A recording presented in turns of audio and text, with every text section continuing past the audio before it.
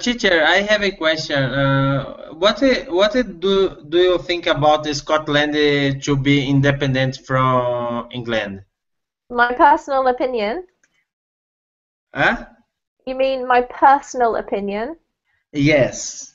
My personal opinion is I'm really glad that Scotland is staying part of the UK because I feel that we're really connected. We have a lot of ties, not just like economic ties and political ties, but kind of cultural ties. And part of my family is Scottish, and I would have felt very strange, I think, if they had decided to leave.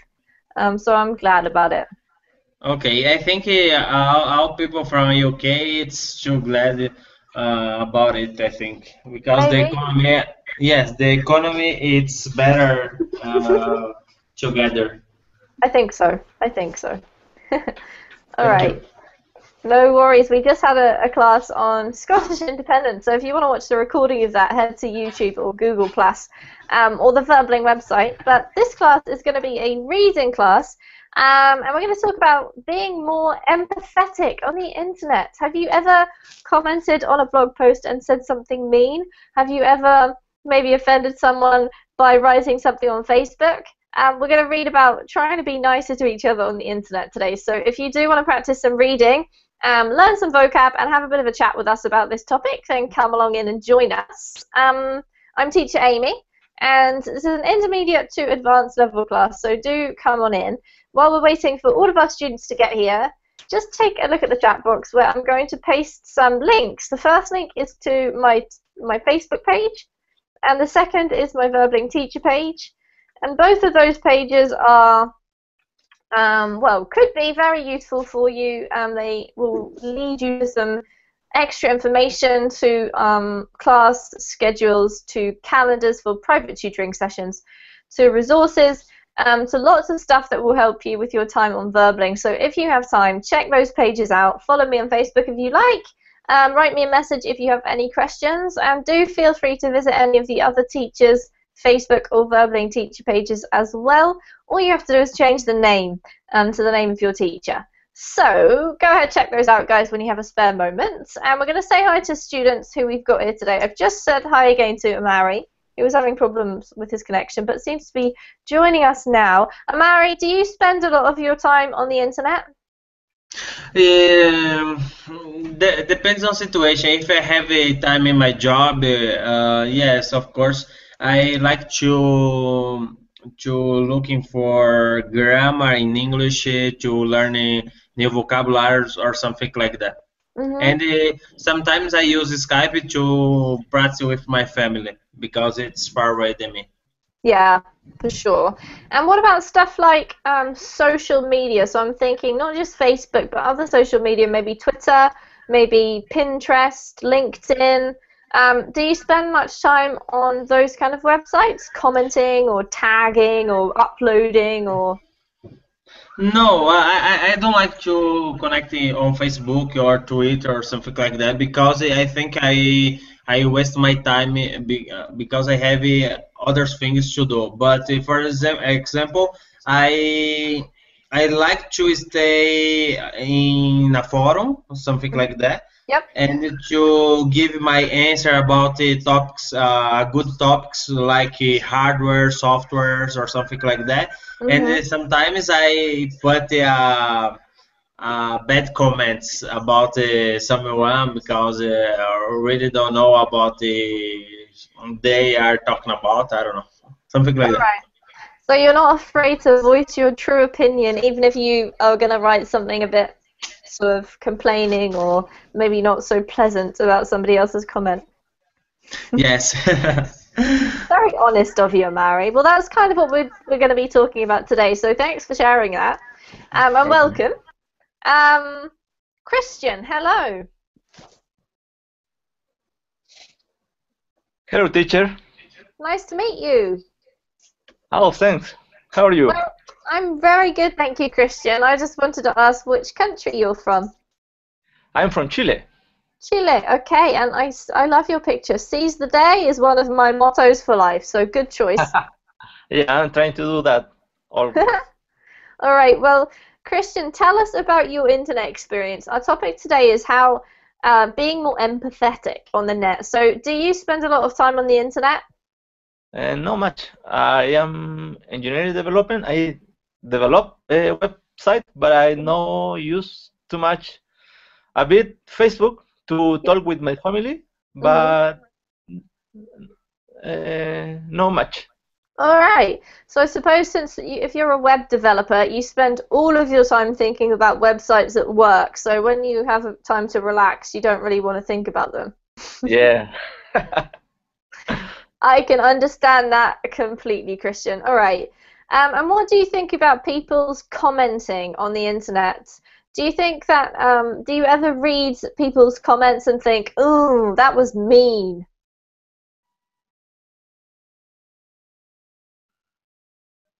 You know what I'm talking about?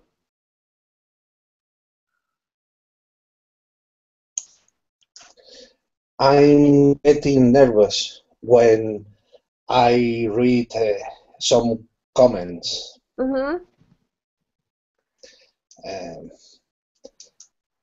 Some comments are dreadful.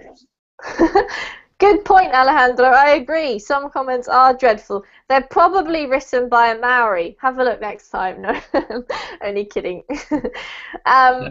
Do you comment on things when you're on the internet, Alejandro?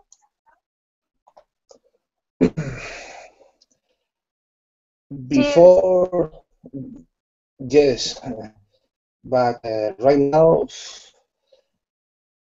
I don't write any comment. All right, I so don't have waste my time. you don't want to waste your time. Okay, agreed. All right, well, welcome to you, Alejandro. Good to have you back. I just want to say welcome to Christian. Hopefully you're still there. And now I'm going to say hello to Greg. Again, how are you doing, Greg? I'm fine. Your brain hasn't exploded after our last class, has it? No. Okay, good. Do you spend, how much time would you say you spend on the internet every day? On the internet, well, most of the time I spent with in the past it was different. In the past it was that I was usually I comment. I was quite active on the forums. I more was like a propaganda guy. Buy this, don't buy that, use it and stuff like that. But I think it was. When I was 17. I have starting really be interested in, Linux and Unix stuff, and that was actually one of these places on the forums when you can see the representative of holy wars, what I can say. So people argue about many silly things about the license, about what they think this platform will be popular, what we can do to get this application, how many units of this we need to be published and stuff like that. But right now I just checking the political news. I checking the website, what is happening, what was published. If we think about games application, but I don't play anymore. So most of the time I just try to improve my English. I don't have time to writing back every time when someone says something stupid, and that is actually the website when there's a news quite interesting, and you see some silly comments from people without any knowledge at all about it. Absolutely. It's very funny, actually, isn't it? The type of people or the types of comments that you see and where you see them. So it's funny that you should bring up the news, because I actually quite often read the comments on news items, and you're right, Greg. Some people just don't know anything, and they just feel they want to put their opinion out there regardless. But you do get the odd, really sensible, really great comment. I also feel that sometimes you think, well, I'm glad that person spent a bit of time doing that, because it's kind of worth reading. But thanks for that, Greg. Let's see if we could say hello to Jorge. Hello, how are you doing? Hi, have I met you before? No, it's my first time. All right, well, it's lovely to meet you, Jorge. Where are you from? I'm from Medellin, Colombia. All right, very good. Welcome. How much time do you spend in your life on the internet, Jorge? Are you an internet addict? I guess most of the time, because I'm software developer, so I use internet every day, searching technical stuffs and technical information. So most of the time, I'm online. All right, interesting. You should bring that up. Do you find that you use things like forums, help from other software developers on the internet? Yeah, sometimes, but when I go to that kind of site, I I usually have a very specific question, so usually nothing happens. There's no answer, so Mm, it's frustrating sometimes. for sure. All right. Yeah, that's definitely one really specific way. I know that when I'm doing translation, that occasionally happens to me as well. There are some quite good forums about translation, but all of these things take a lot of time if you're inputting your knowledge into them. And I feel that like um, there's a lot of stuff competing for time these days. So thank you. Welcome to the class, Jorge. We'll come back and speak to you again a bit later. Thank you. I'll also say hello to Helena or maybe Elena. Hi, teacher. Hello, it's Elena. Elena, and I've met you before, right? Yeah, right. I just changed the picture. Your picture. Sorry, it's hard for me to remember until I hear your voice, but welcome back. Nice to see you again. How are things? Yeah, they're pretty good, thank you. And you? How are you? Yeah, I'm very well, thanks. We're just discussing the internet. We're about to read about how you can be more empathetic on the internet. But just to get your initial impression, Elena, how much time do you spend on the internet, and what do you do when you're on the internet usually? Well, I spend as much free time as I have. You know, it depends on my routine. But if I'm home and during a free day, sometimes the TV is off, but the computer is always on. You know, so I'm always online when I'm free. Because as a teacher, I teach in regular traditional classes, so I cannot be online while I'm in class. But when I'm home, I'm always online. All right. I love it the way you have to say that I should teach regular traditional classes, because doesn't that just show you how much things have changed, right? Yeah, right. Because online classes are very common nowadays. But you know, I'm still in the old-fashioned way of teaching. In the classroom. Yeah. It's very funny, Elena, because a lot of people ask me, you know, what do you do? It's the typical question. I usually say I'm a teacher, but they don't say, oh, an online teacher. I usually have to explain, well, actually, I do teach in the classroom too, so it sort of makes no difference. But all right, what do you do when you're on the internet? Are you a Facebook addict, or do you like, I don't know, blogs, or what do you look at? Well, I'm Facebook. Always, you know, but then I multitask. I have like 10 windows opened, and then sometimes I get lost because I multitask a lot. So, and then sometimes I'm talking to someone, and then I'm reading something, and I like to read on the web. I like to see pictures of places, read about traveling and destinations, and about teaching as well. And now Verbling, because sometimes I don't have a whole hour to spend in a class, but if I'm online for 15 or 20 minutes, sometimes I just take a sneak peek of the class and just watch instead of engaging in the class. All right. Very good, thank you. We're just getting like an idea of everybody's internet habits, I suppose, and how much people spend time commenting and what sort of interaction that we have, because the internet seems to be just growing and expanding in so many different areas. It's almost like we are having to learn a new way to communicate, at least from my perspective. Let's see what David has to say. David, welcome to the class. Hi, teacher. How are you doing? I'm fine, thank you. And you? Good. I'm very well, David. We've been discussing the internet.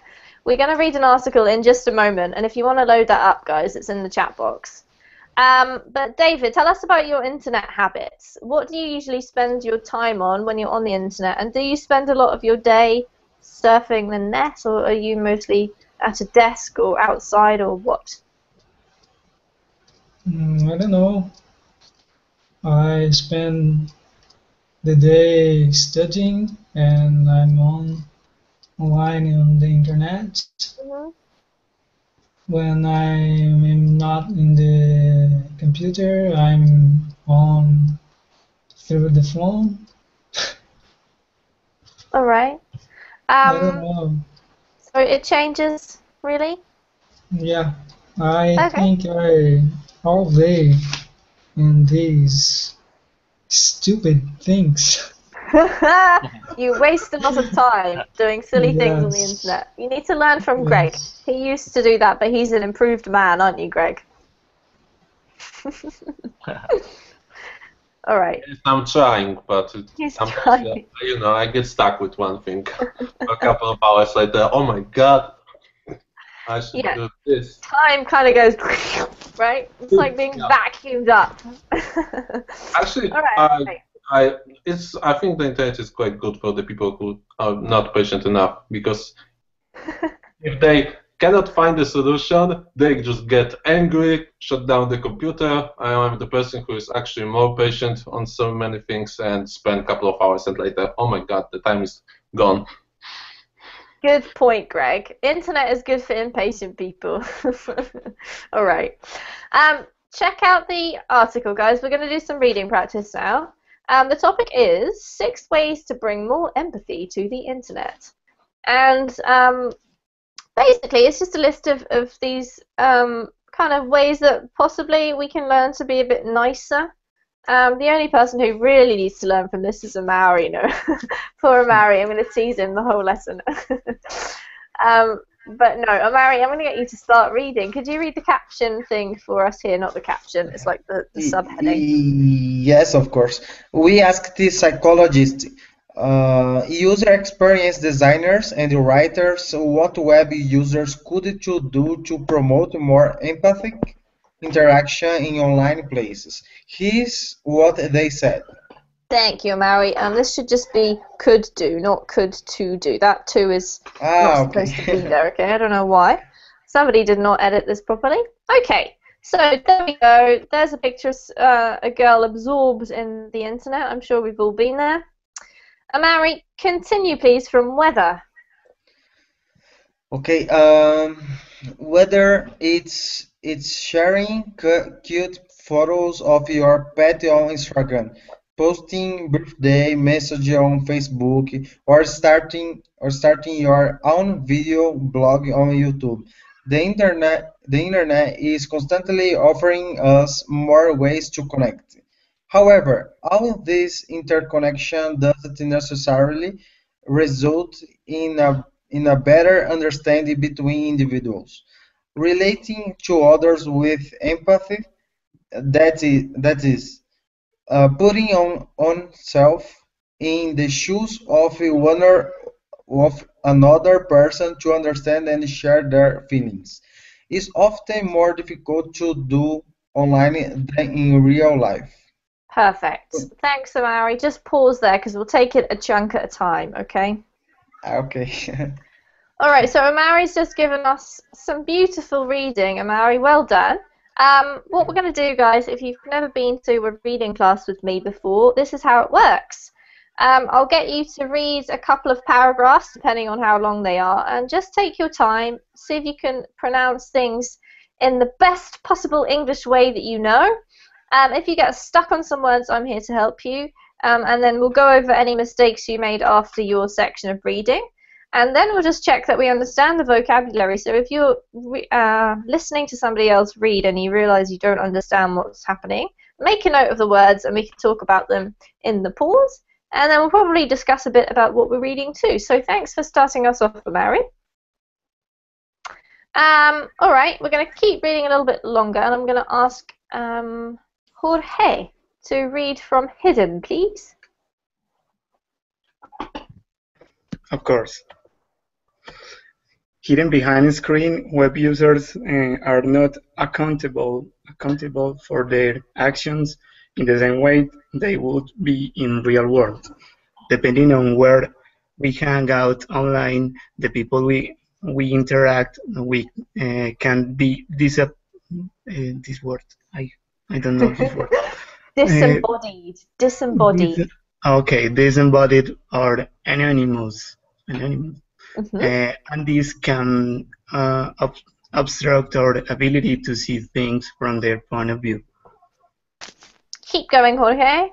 A quick look at the comment section of most any article on 4chan.org will show this anonymity has crowded the internet with enough trolls to populate the underside of every bridge in Norway multiple times over, and has contributed to general online cruelty, bullying, and harassment. Yep. Keep going. A more emphatic web could help put an end to that.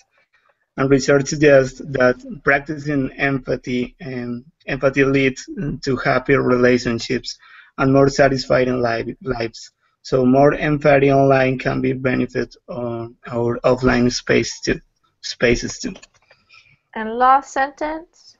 Luckily, there are many ways you can help to build a more empathic internet through your own interactions. Here are 6 ways to start. Perfect. Jorge, really lovely reading. Well done. And you had a couple of tricky words, but you did well. Let's go over them. So here we go. This one first is disembodied. Disembodied. Good. We'll come back to the meaning of that in just a moment. This one is anonymous. Anonymous. Yeah. And related, anonymity. Unrelated, and the last one is what? Excuse me. Anonymity. Sorry, I can't find that word. It's the second paragraph you read, second line. Have a quick look. That paragraph, and just below look. Sorry, I can't find that. That's okay. Just have a look in the chat box, Jorge, because Amari has typed it for you. Can you see it there? Anonymity. Anonymity, okay. Very good. It means being anonymous, right? So, yeah. Apart from that, you did beautiful with your reading. Well done. Let's just talk about it for a moment, guys. Are there any questions? Do we know what anonymous and anonymity mean? I have a question about the last, about this word, harassment. Harassment, what is the meaning of harassment? Good question. What is harassment? Does anybody know? Acosar. I think a teacher is. I think it's like when you are working your job or something like that, and your boss it's like inconvenient with you or something like that. Like acoso in Spanish. Yeah, so it's a little bit more than just being annoyed with you, Amari. It's actually harassment means somebody is hassling you, somebody is giving you a hard time, somebody is annoying you to the extent that it's a big problem, okay? Oh, yes, annoying. Yeah, I forgot that word. No worries. Good question. We had lots of answers to that, even in Spanish. Thanks, guys. Any other questions? No. No? All right. We'll just have a look at what we read. I just like this paragraph here because it's true, right? There's so many ways that you can connect with people. Do you think that it actually means that we communicate better? I don't know. I have to question this myself. Does anyone want to comment on that before we continue reading?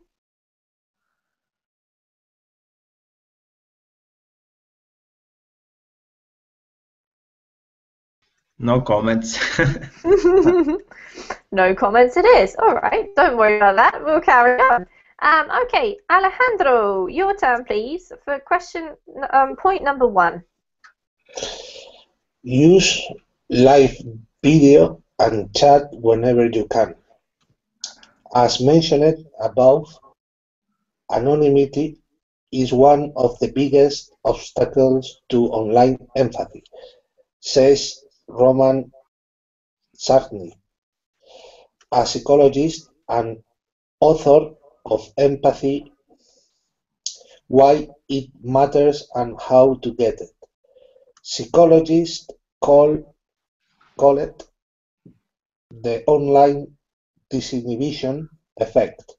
Basically, if you're anonymous and don't have to see anyone face to face, the social barriers are gone and you can be incredibly rude to people. The disinhibition effect often appears in the comment sections of sites like YouTube and Reddit, places that are home to many exchanges between strangers. Thank you, Alejandro. We'll pause there. Very nice reading. I just want to make a few comments. This one here is mentioned. Mentioned. Perfect. Just the ending needed correcting. And then this one here, the emphasis, Alejandro, is on ob, so it's obstacles. Obstacles. Yeah, beautiful. Thank you. Before we talk about vocab, we'll continue reading a little bit more, and I will ask Elena to read for us, please, for users. For users to form empathic connections between each other, I think the more real-time the better, says Jesse Baker, a user experience designer who specializes in technologies that encourage empathy and environmental sustainability in consumers. Having live video and chat features enables genuine conversations where empathy can exist. Keep going, one more paragraph. Yep. Okay. Of course, not all live video and chat will lead to empathic interactions. Chatroulette has mixed results and ran into trouble with X-rated exhibitionism. But there are tons of ways internet users can use live chat in a constructive way. Thank you, Elena. Really lovely reading. If you're going to read this word here, the emphasis is on the et, so it's empathetic. Empathetic. Empathetic. Yep. Apart from that, it was perfect. All right. Last part of the paragraph, and who am I going to ask to do this one? Christian, please catch up. Okay. Catch up with an old friend you haven't seen in years over Skype instead of sending a Facebook message. Participate in live chat events on Reddit and Twitter. Focus around a subject you are passionate about. If you are considering taking an online class, find one Find one that uses video. This helps foster a more personal bond between educator and student, and will probably be more engaging as well. When done right, live chat reminds us that the user on the other side of the screen is, in fact, a person too. Beautiful. Thank you, Christian. That was really well read. Just don't forget that when we have an S on the end of a word in English, you have to pronounce it. Otherwise, we're not sure if it's singular or plural. So years and helps. Okay? Okay. Years. Helps. Exactly. That's much better. Well done. All right. So any questions about any of the words here in this section, everybody? From section number 1.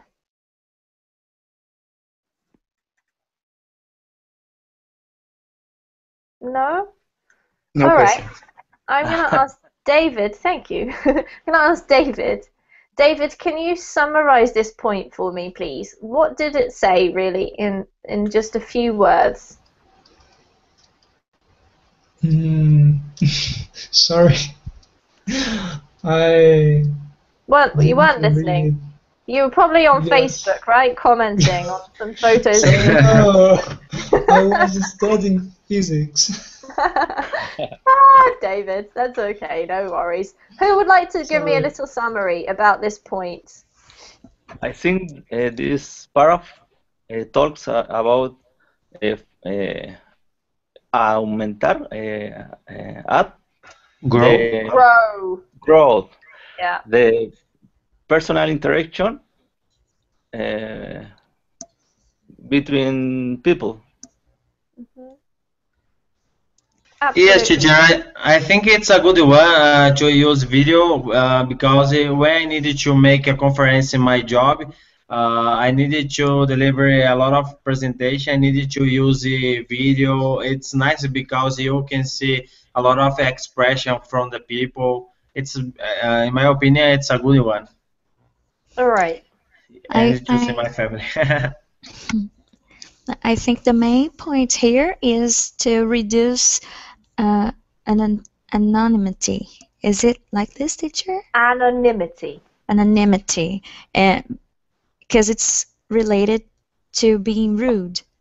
So when you use video chats, you put your face on someone's screen, then you're not going to be rude for no reason, like people are online when they can hide their real identity. Absolutely. Thank you to all three of you. Yeah, you've all brought up really good points. So, firstly, Maybe it's time to turn on the cameras. Yes, I noticed that none of you have got your cameras on. No, it's fine. You can't see me either because of the screen share. But I think the point here is not so much maybe necessarily seeing people, but at least having some kind of a live experience, right? The keyword live video, live chat, which is what we're doing right now. If you can just log on, post something, disappear, and not actually have to face that person in any way, then yeah, it's really easy to be rude. And I think even I've found myself, I'm generally quite a kind of polite person. Being from the UK, it's drummed into you from a young age.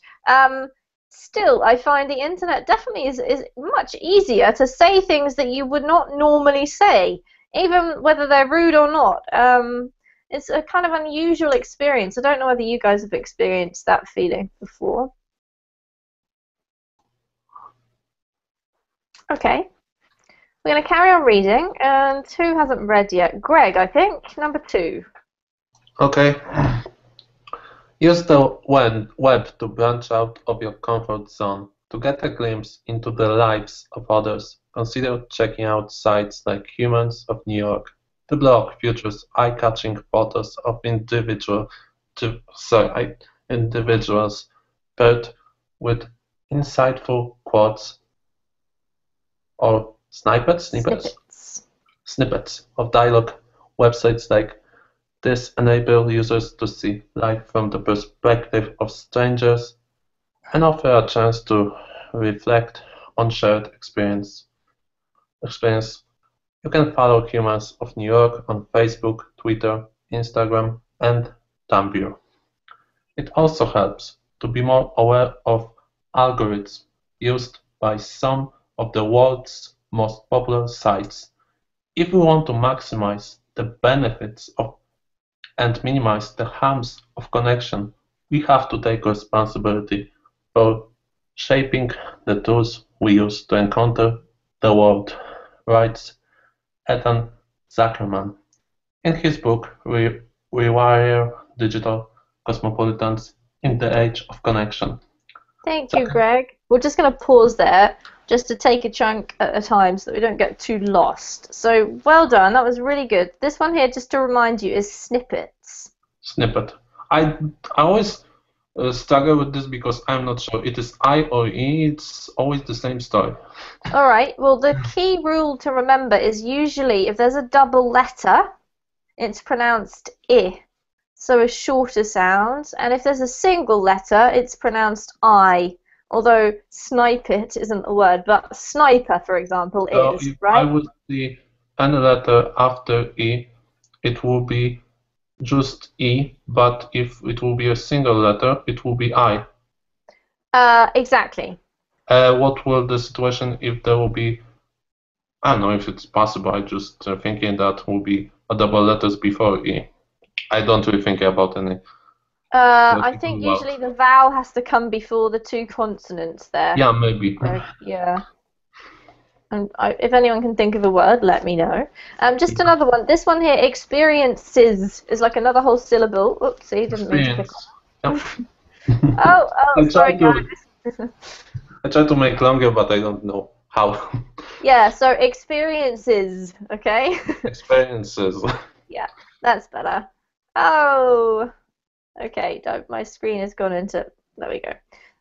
All right, thank you, Greg. Beautiful reading. Who else hasn't read yet? Have I missed anybody out? Me. Who did I miss out? Yes. David. Sorry about that. I knew it was somebody, but I just got lost because I wasn't following the line along the students. Many apologies. David from Zuckerman. Okay. Zuckerman discussed the dangers the algorithms used by corporate sites like Google, Amazon, and Netflix, which shows users content based on what they purchase or liked in the past. These types of filters make it increasingly difficult for internet users to discover content outside their pre-existing networks. Other activist Elie Pariser calls it the filter bubble. While it's nearly impossible to completely break out of it, Pariser has a great list of 10 best practices. Most of them have to do with tweaking your settings on Facebook and Google that can help. Then there's good old serendipity.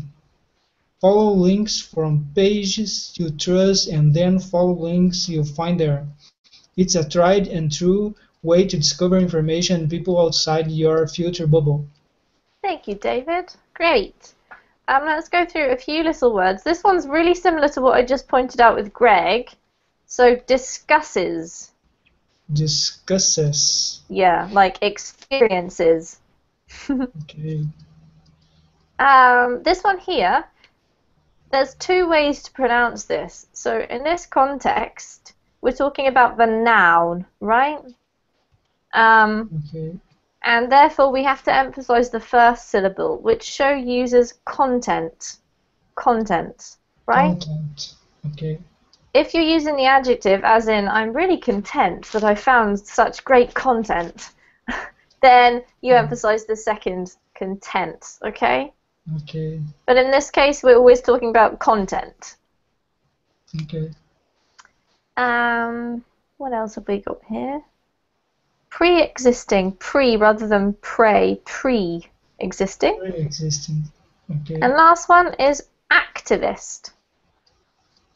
Activist. Yeah, well done. Lovely. Okay, who would like to tell me what they think is one of the main points of this paragraph? Do we understand what it's talking about?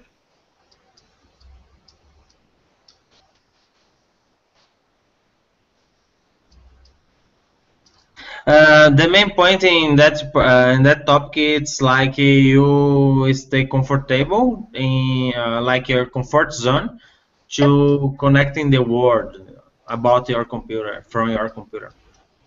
Absolutely, that's correct, Amari. And what does it suggest that you can do to sort out this problem?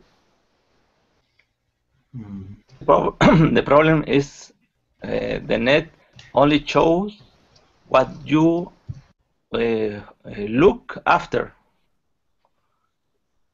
Yes, not look after, Christian. In base of what you look after. Yeah. Perdón, before. Look before. Yep, so what you have looked at before. Okay.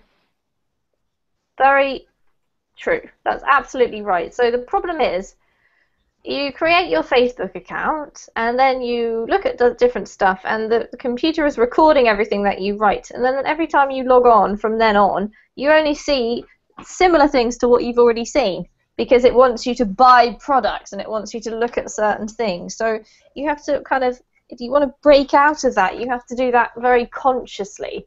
It's not going to happen if you just do what you usually do. Very good. All right. Any comments about that section?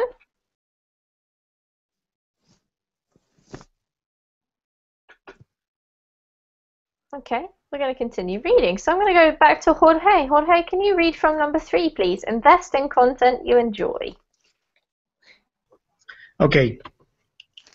Please wait. Okay, now. Invest in content you enjoy. The like button on Facebook often seems shallow. There are people out there working to give it more depth. One way to do that is to get money involved. Plat, for example, is an app that enables users to give financial support to the people who make the content they consume.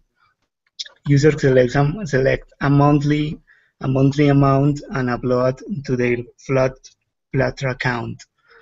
The app then divides the amount throughout the month, giving an equal share to all things you like or favorite.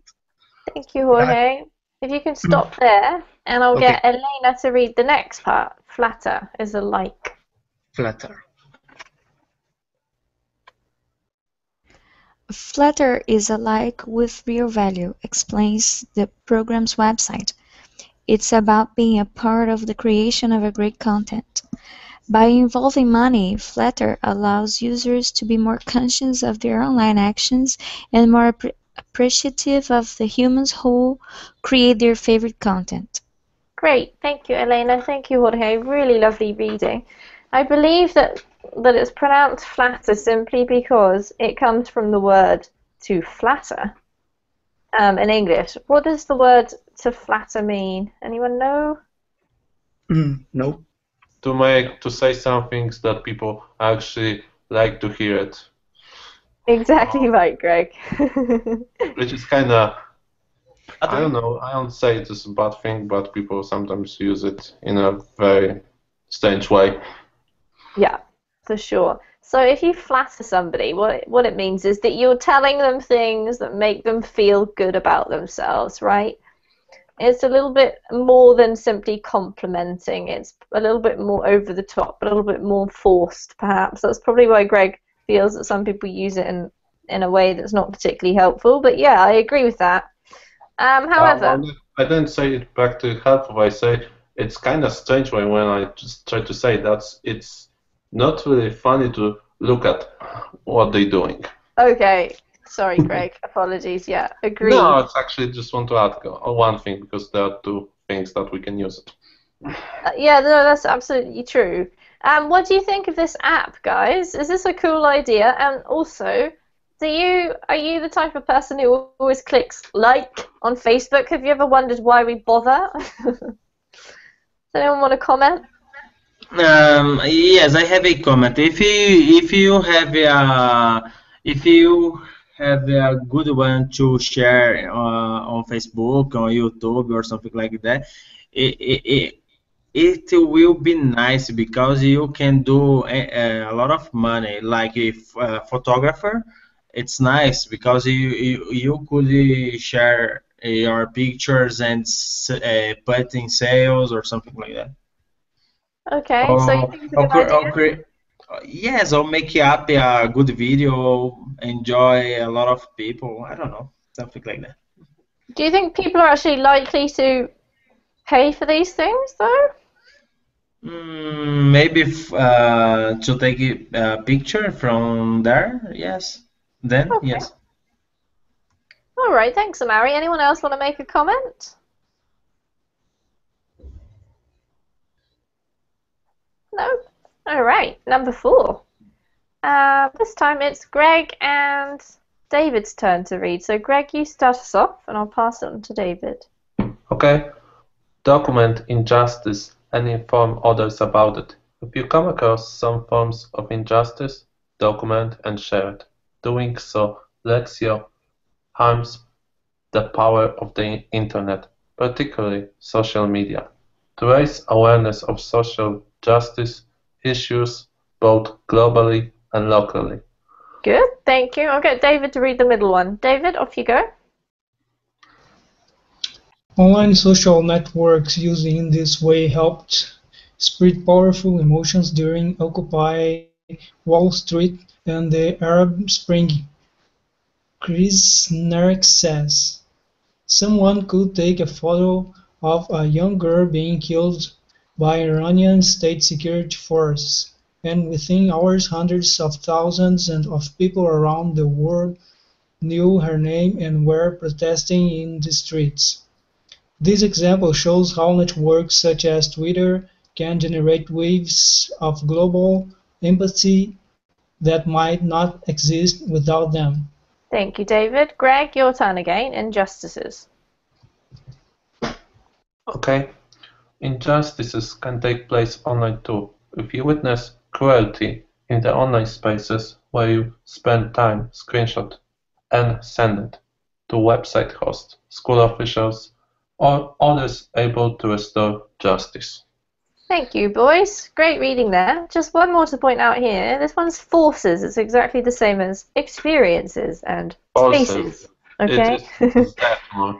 Yeah, it's one of those tricky ones again. Okay. All right, guys. What is this paragraph about? Who wants to tell me? Quite straightforward this time.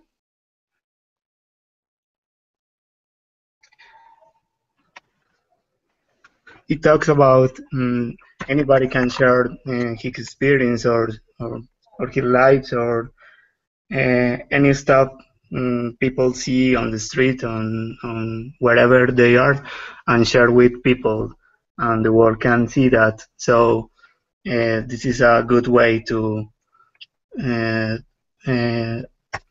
spread an important fact or an important acontecimiento. Event. I don't know. Event. Yeah. Very well explained, Jorge. Yeah, absolutely. And I think that really came to be apparent the power of the social networks when this Arab Spring occurred.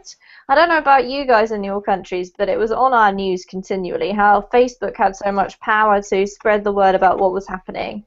And it might maybe have been like the first time that it was really apparent. Although having said that, I have translated a few things about several apps and several social media kind of sites that are existing in Latin America in certain places. I don't know if any of you guys, Latin Americans, know about any of these, but they're also used against things like, I don't know, reporting drug problems or bad weather events. Or has anyone ever come across any of these type apps or social media kind of applications? Does anyone know about any of them? Last year in December, I was waking up and I got the cell phone and started taking a look at Facebook.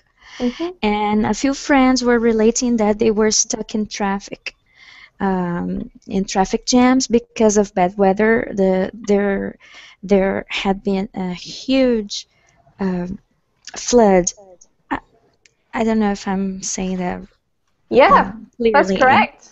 And the streets in Rio were all, oh my God, the word is not coming. The streets were all full of water. Inundated, you can say. Yeah, or they were inundated. Yeah, and people could not move. So lots of friends were posting like, "Oh, don't come to this neighborhood because we cannot move." And then I didn't leave home. I stayed home because I read that. I don't normally turn the TV or the radio on before I leave home. Normally I listen to the radio when I'm driving. Mm-hmm. So if it wasn't for Facebook, I would probably be stuck in the middle of the water as well. Wow, that's a really great personal example. Thanks, Elena. Has anyone else got Okay. an example of something similar that's happened to them?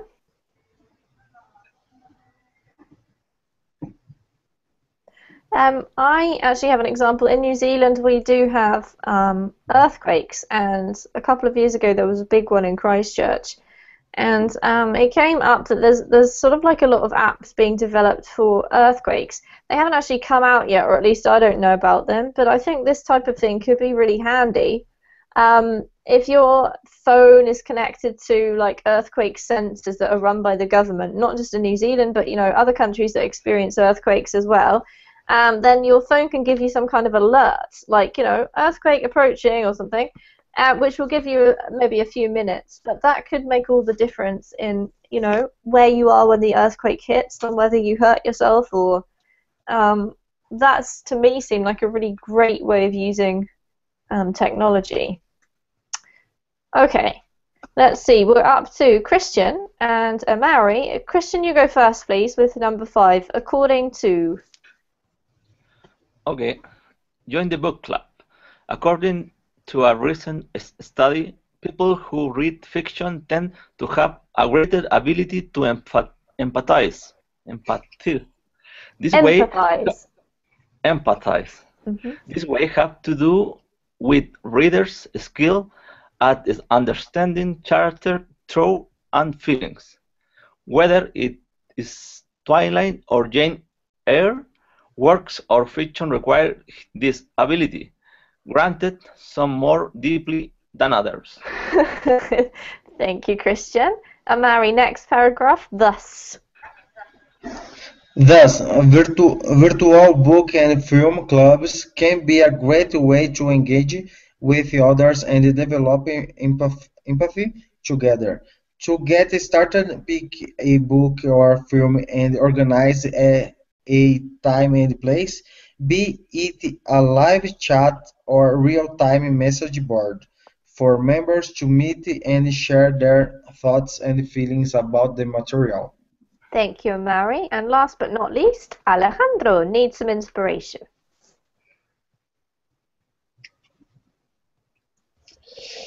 Need some inspiration? Check out empathylibrary.com. The website specializes in books and movies that bring you deep into another person's point of view, and is full of top 10 lists and tips for putting a book club together. Anyone can access the site's book and film recommendations, and if you become a member, you can add recommendations of your own. Thank you, Alejandro. Here's another one of those annoying words, guys. Specializes. Okay? Must be the theme of today's pronunciation. If we have an ES on the end of a word, in order to pronounce it properly, you kind of need to make it into a new syllable. So that's something to go away remembering today. Interesting, no? Like joining a book club or reading fiction makes you more empathetic. Who here is a big fiction reader, loves reading fiction? Anyone?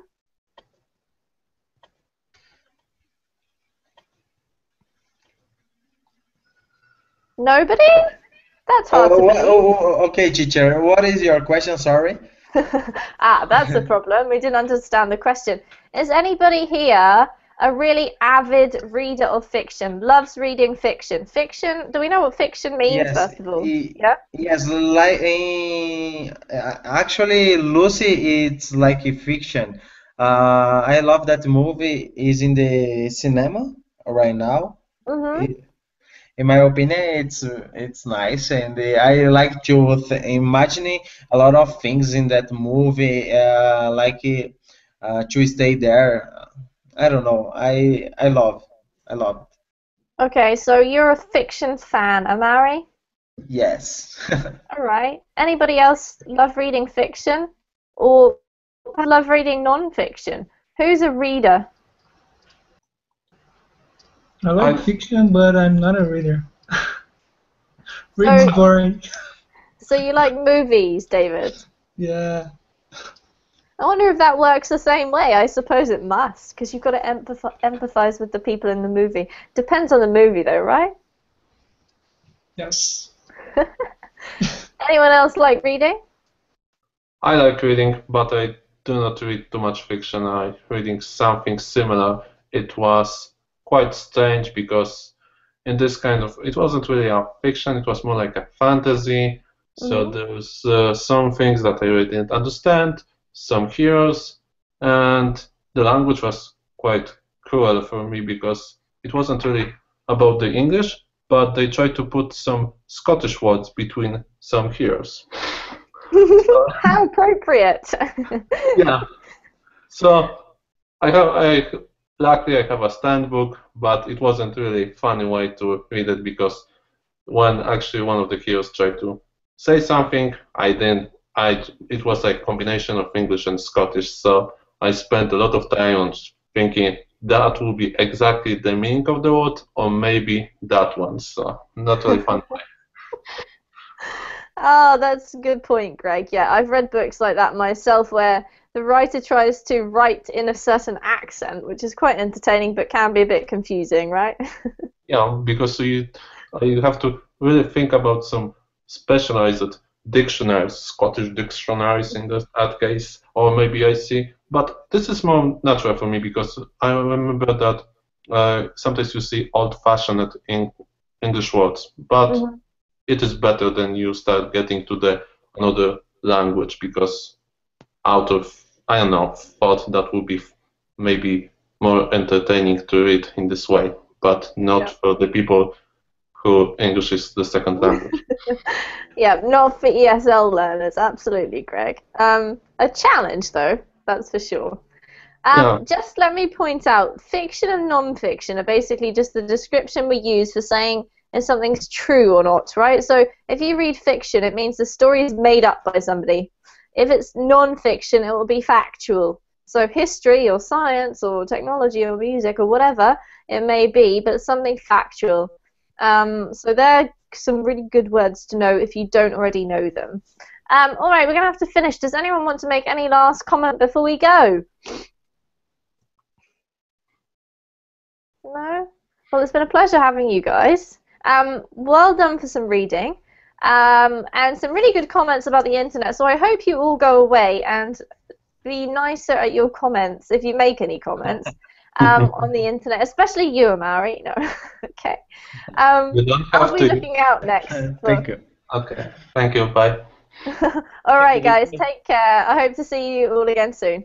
Bye. Thank you. Bye. Bye, teacher. Bye.